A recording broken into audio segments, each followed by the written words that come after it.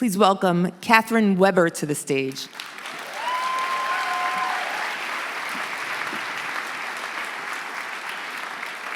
Thank you. As Bethany said, some of us are never going to have a smart house. In fact, I've always wanted a smart house. But I will never have a smart house. I do not have a Ring doorbell with a camera that records Amazon deliveries. I do not have Alexa dimming my lights or playing Spotify for me. In fact, my 130-year-old house, when I moved in 27 years ago, none of the skeleton keys were in the locks, which means none of the doors lock. When the house was built, there was no plumbing or electric, so it was put in after the fact. And in fact, the upstairs was wired without knowledge of newfangled devices like blow dryers, air conditioners, and space heaters. So if I'm blow drying my hair in the bathroom on a summer day with the air conditioner on in the bedroom, the power goes out. Which is why I will never have a smart house. The thing is that one day, a guy from Mass Save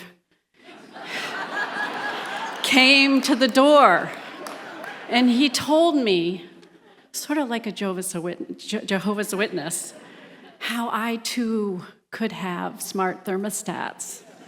And I started to dream.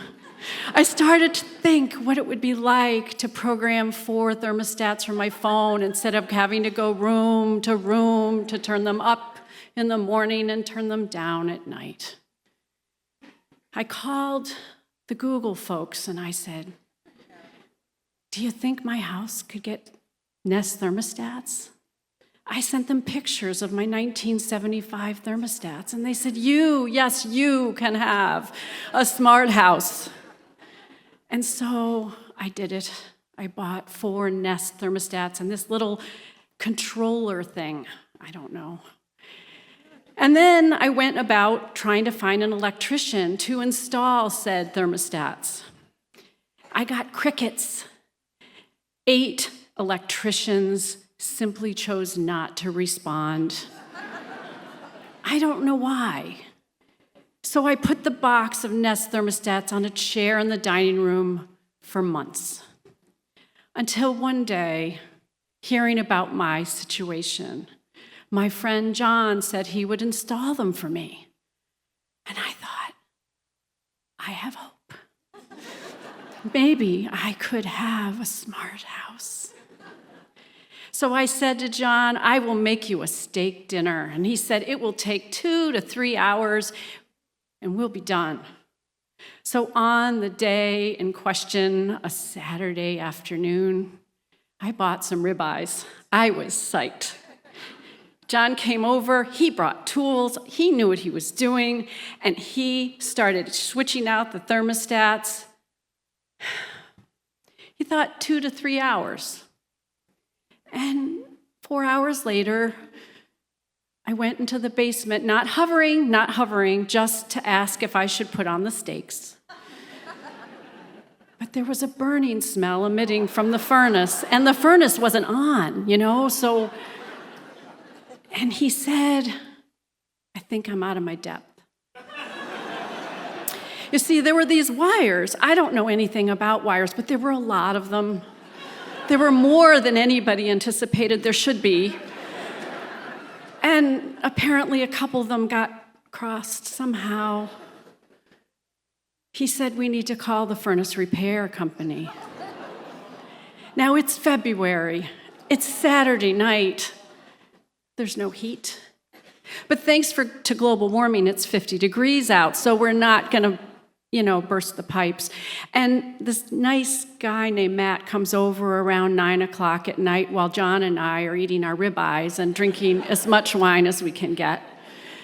And he goes up and down the stairs, and he goes out to his truck, and he goes back to the office, and he brings back a $400 part. He said, "This melted, and I need to replace it."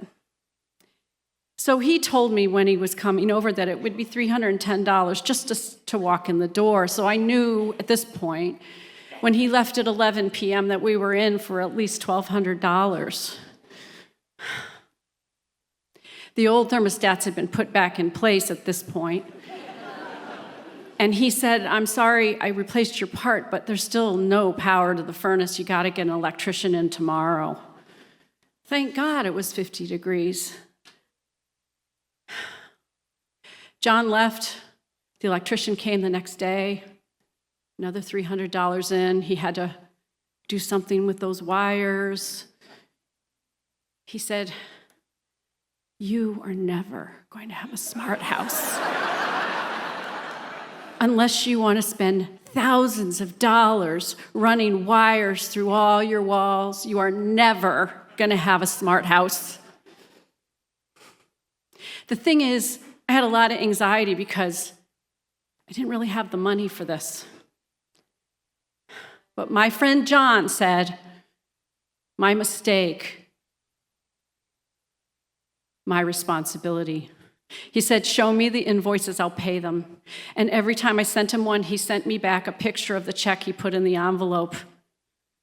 And he mailed the checks off that day that he got them. I may not have a smart house, but I have a friend that I can rely on, and I have more hope in humanity. Because it wasn't John's fault. It was my house's fault.